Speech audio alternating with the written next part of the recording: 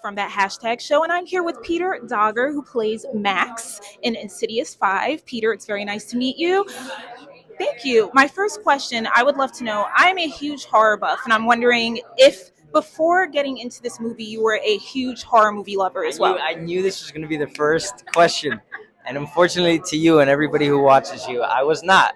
I was not a huge horror. I'm scared very easily. That's why. But I of course I watched the first two Insidiouses and the third one as well, and I think what Insidious does very well though, it's got a good story too. But yeah, now of course I'm into the whole genre, but at first I wasn't. I'm sorry about that. That's okay. I completely understand. Horror is either you love it or you're not quite into it. But now I'm into it. Now I'm into it, and it's huge. Like everybody likes horror, Yeah. which is like I didn't know, but now I get the memo. Now I get it. So, having said that, Insidious, the story, as you stated, it's very intricate. There's a lot going on, and it's extremely scary. So, during the filming of it, how scared were you? Not very scared.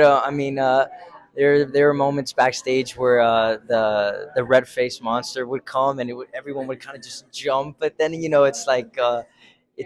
get used to it being around set for a couple weeks, and it's actually quite fun. It's quite fun. Then you have to tap into the scary moments and play the horror, which is tough. But otherwise, it's actually quite fun. That's awesome to hear. So, your character, Max, tell us a little bit more about him and how he plays into this final installment, which is the final film of Insidious, The Red Door. Well, he is somebody that that they meet in Sinclair as well, who's right here.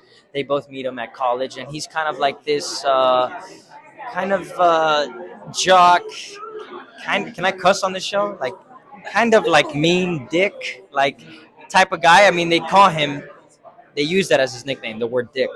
But then he ends up doing something very nice for the two of them.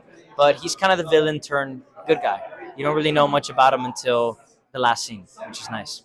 That's really interesting. We can't wait to see the film and to see your wonderful acting skills in it.